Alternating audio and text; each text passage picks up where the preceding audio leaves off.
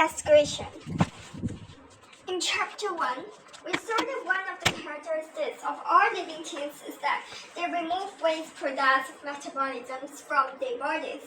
This is called excretions. All living cells have many metabolic reactions going on inside them. For example, the reactions of respiration provide energy for the cell. Metabolic reactions often produce other substances as well which the cells don't need.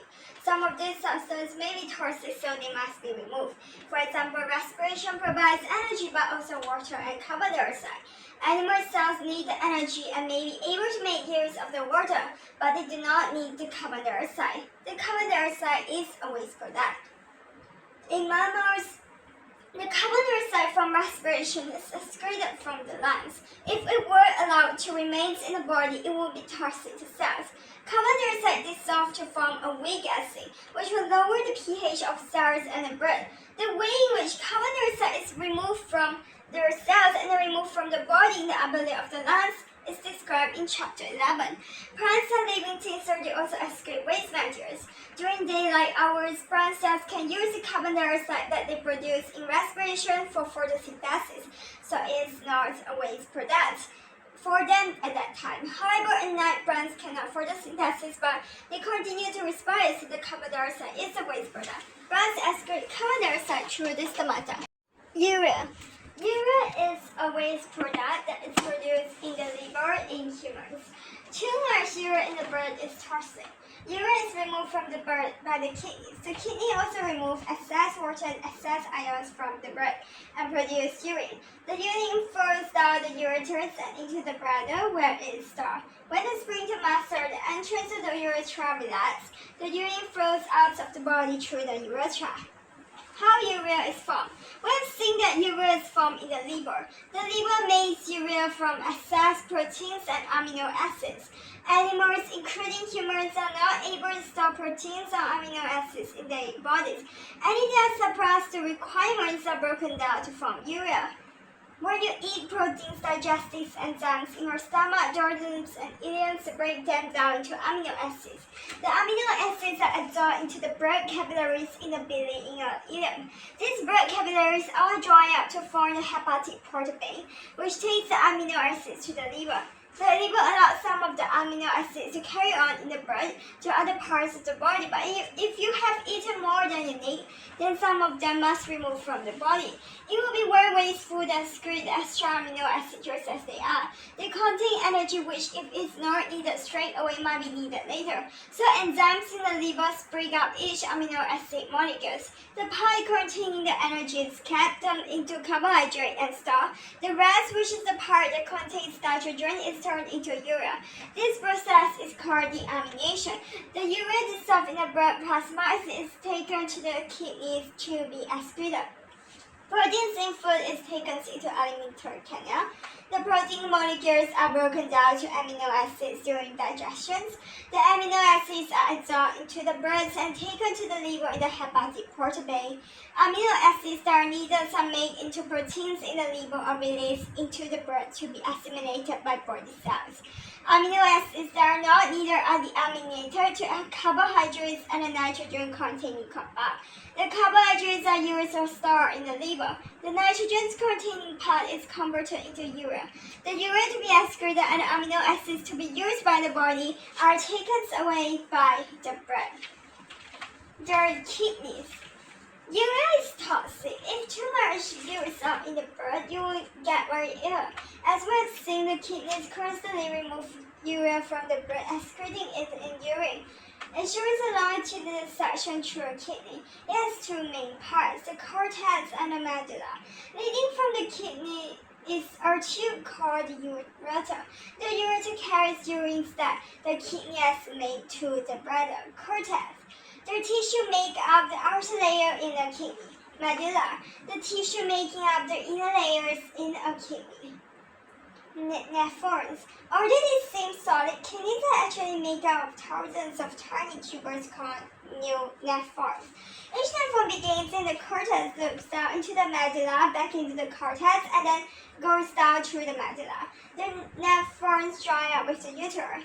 Urine formations. Blood flows into the kidney from the renal artery. This divides to form many tiny quiet capillaries called glomeruli.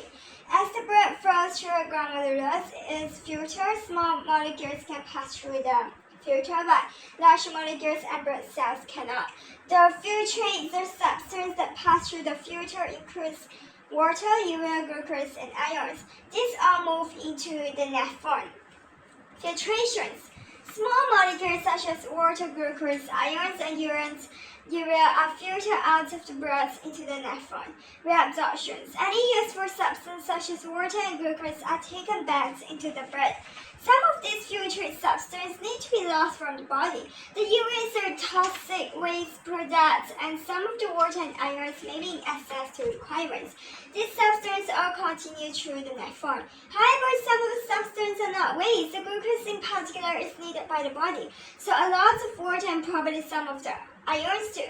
All of the glucose, most of the water, and some of the ions are taken back into the blood as the fluid flows through the nephron. This process is called reabsorption.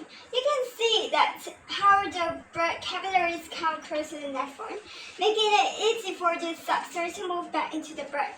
It shows some of the cells in the wall of the nephron where reabsorption takes place.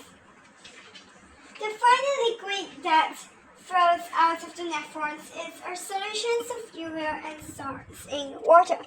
As we have seen, this liquid is called urine, as it flows out of kidney along the ureters and into the bladder. It is stored in the bladder for a while before being released from the body through the urethra. The kidneys are very efficient at reabsorbing water. Over 99% of the water entering the tubes is reabsorbed. In humans, the two kidneys filter out 170 dm³ of water per day, yet only about 1.5 dm³ of urine are produced in the same period. The volume of urine that is produced depends on how much excess water there is in the body. If a person has drawn more water than they need, more liquid than they need, then they will excrete large volumes of dilute urine. If they have not drawn very much or have lost a lot of water by sweating, then they will produce smaller volumes of concentrated urine. More concentrated urine looks darker, so the color of urine is a good indication of how well hydrated the body is.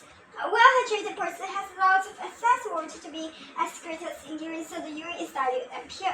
As on the right in the picture, where that urine indicates that there is not enough water in the body and the person needs to drink more. Homeostasis. When seeing how the kidneys remove urea from the body as well as excess water and ions. By doing this, the kidneys are helping to keep the quantities of this substance in the blood at the correct level. This is important to help their cells in the body to work efficiently. The environment surroundings of living organisms is always changing. Think about your own environment. The temperature of the air around you change. For example, if you live in a temperate country, it might be -10 degrees outside on a cold day in winter and 23 degrees indoors. If you live in the tropics, the outside temperature can be over 40 degrees. Your cells inside your body, however, do not have a changing environment. Your body keeps the environments inside you almost the same all the time. In the body, the temperature and the quantity of water in the blood are kept almost the same all the time. So, it's the concentrations of glucose in the blood. Keeping this internal environment constant is called homeostasis. Homeostasis helps yourself to work as efficiently as possible. Keeping a constant temperature of around 27 degrees helps enzymes to work at an optimal rate. Keeping a constant amount of water means that your cells are not damaged by absorbing or losing too much water by osmosis. Keeping a constant concentration of glucose means that there is always enough fuel for respiration. In this topic, you will see how homeostasis occurs in humans. It involves the nervous systems as well as hormones, controlling blood glucose concentration. The control of the concentrations of glucose in the blood is a very important part of homeostasis. Cells need a steady supply of glucose to allow them to respire. Without this, they cannot release the energy they need. Brain cells are especially dependent on glucose for respirations, and they die quite quickly if they are deprived of it. On the other hand, too much glucose in the blood is not good either. It can cause water to move out of cells and into the blood by osmosis.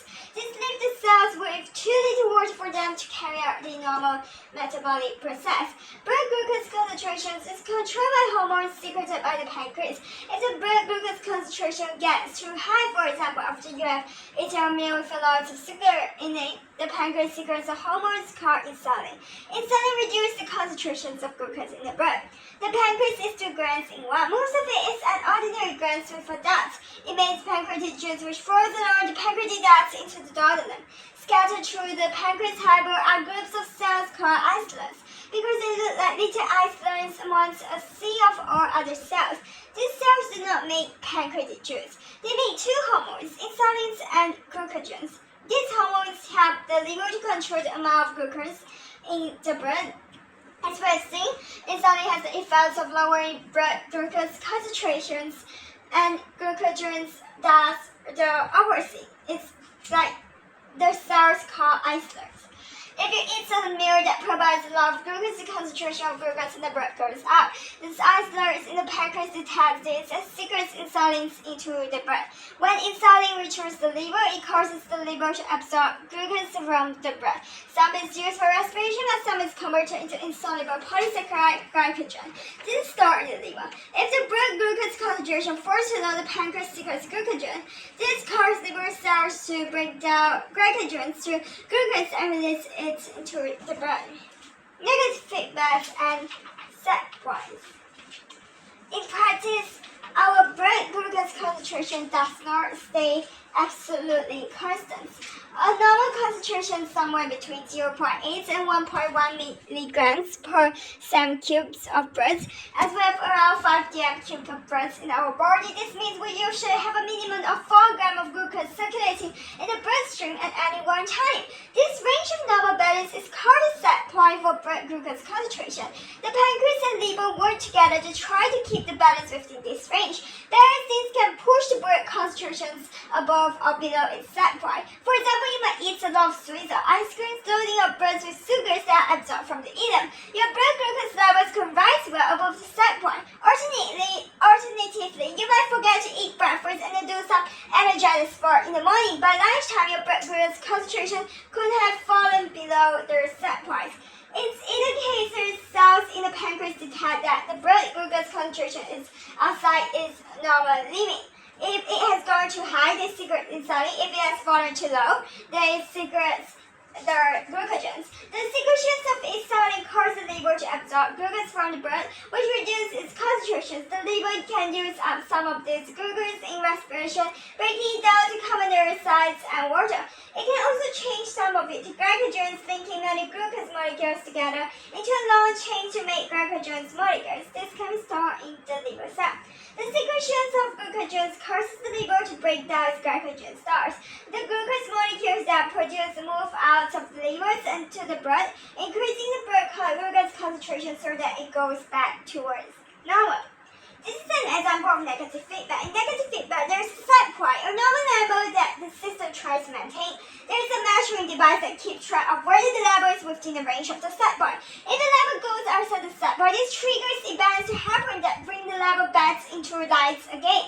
These things do not happen instantaneously. For example, if your blood glucose concentration goes too high, it takes a short while for the cells in the pancreas to detect it. Then more time is needed for them to secrete insulin, for insulin to get to the liver, and for the liver to take up glucose from the blood. Only then does the blood glucose concentration start to fall. This time lag means that the blood glucose concentration often goes up and down around the set point rather than staying absolutely steady.